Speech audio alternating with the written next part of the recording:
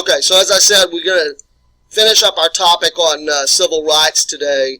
And if I remember correctly, in the class meeting before spring break, we had been talking about the Brown versus Board of Education decision, the very important decision of the Supreme Court in 1954, second hearing of the case in 1955.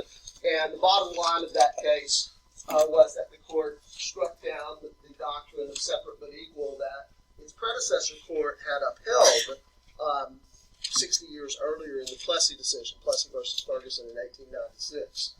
The Supreme Court says in 1954 that separate but equal was inherently unequal, and furthermore, with respect to public elementary and secondary education, ordered integration, quote, with all deliberate speed, unquote. And we even got into some discussion of how that played out. In fact, the compliance on the part of states and on the part of local school districts was particularly slow.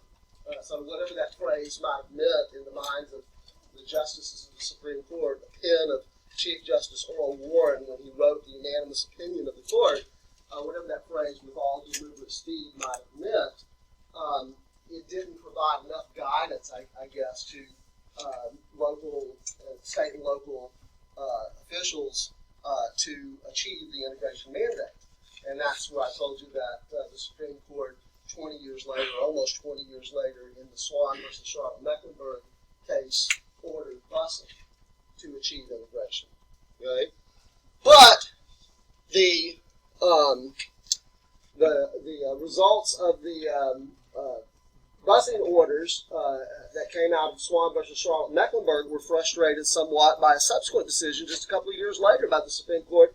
In that last case that I told you about, even though it's not up here on the screen, I remember telling you about the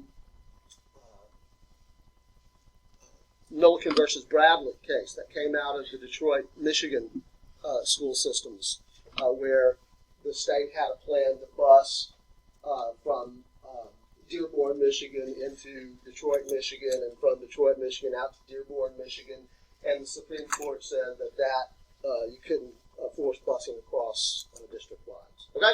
Nevertheless, bottom line, it was a very important decision, Brown versus the Board of Education, very important decision in terms of the Constitution, in terms of the Equal Protection Clause of the Constitution in particular.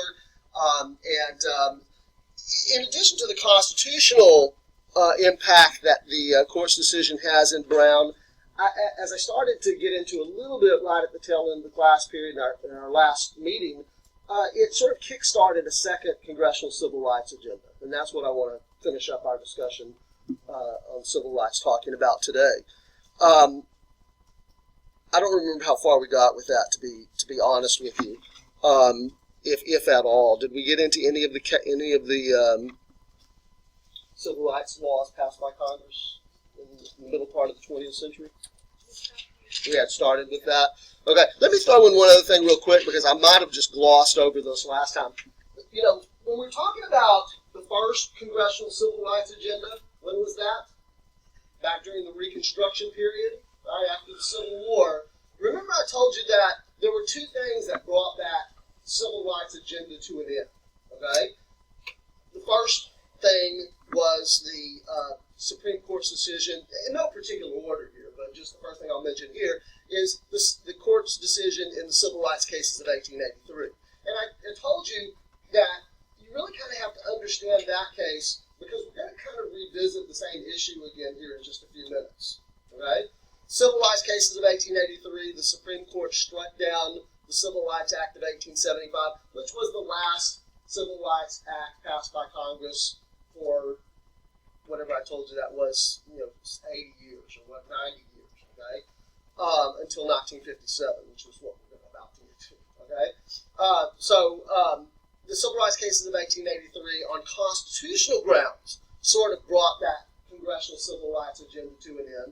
But I also told you as a second matter that the civil rights agenda in Congress would have probably come to an end anyway, or was coming to an end anyway, because you had a change in the composition of Congress. The politics changed, right?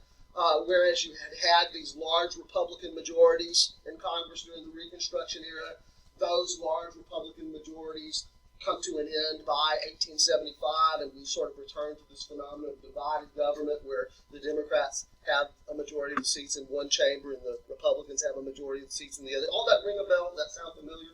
Okay. Well, so what I'm telling you now about this second Congressional Civil Rights Agenda is I think there are two factors that led to the second Congressional Civil Rights Agenda. The first was the court's decision in Brown versus the Board of Education. It kind of gave a kickstart, as I described it a moment ago. Because now the court is saying in 1954 that laws that segregate by definition, or by virtue of the fact that they segregate, are unequal. They violate the Equal Protection Clause. Okay? I think that sort of infuses some energy into a legislative agenda where Congress, particularly the United States Congress, sort of begins to adopt the mentality that, oh, government's actually going to have to do something in order to promote racial equality in our society. And then the second thing, this has been up here on the screen now for a while, you can see down here beginning in the late 1950s, in 1959, this is the 86th Congress, you start to get these large Democratic majorities in both chambers of Congress. And just like we'd had the large Republican majorities during Reconstruction, now, here in the middle part of the 20th century, you get these large Democratic majorities, and it's the Democratic majorities there you see both the House and the Senate have large Democratic majorities in the 86th and the 87th Congress, and here again in the 88th and the 89th Congress. You have these two-thirds majorities, basically, in both chambers of Congress.